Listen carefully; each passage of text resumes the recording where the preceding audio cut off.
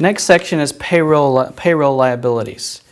Payroll liabilities, from an employee's perspective, you have the gross pay, the amount that their salary is supposed to be, but then there's lots of things that are going to be deducted every period.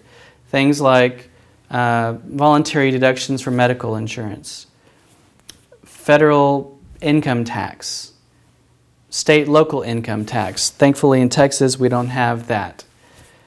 There's also FICA taxes for Medicare and FICA taxes for Social Security. And after all that is deducted, then that gives you your net pay. Let me talk a little bit about the FICA taxes. And the employer, they have to pay half of the FICA taxes, and then the employee has to pay half of the FICA taxes. The employer also has to pay some additional taxes. It's the federal unemployment taxes, FUTA, and state unemployment taxes, SUTA. The thing that you have to remember as an employer is that sometimes these taxes are only applied to a portion of the total salary.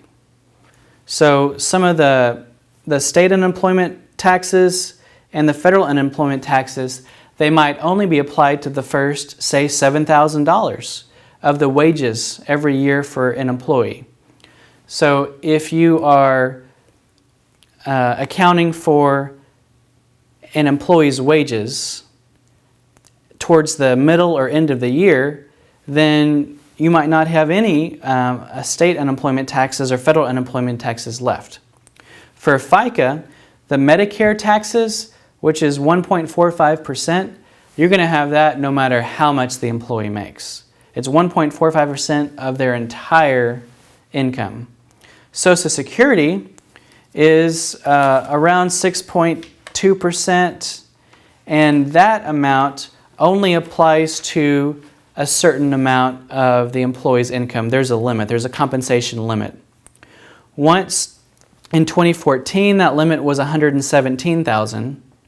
In 2015, it's $118,500.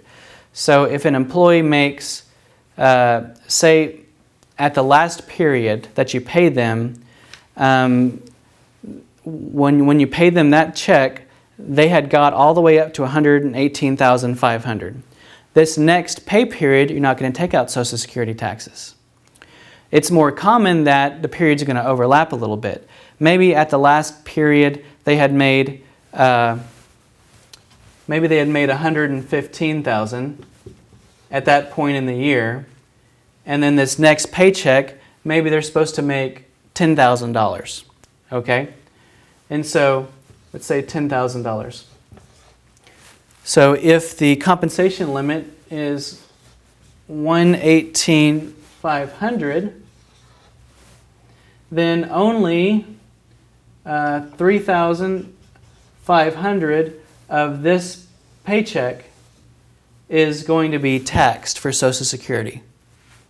The rest, the $6,500 remaining amount of this $10,000 is not going to be taxed for the Social Security. That's 6.2%.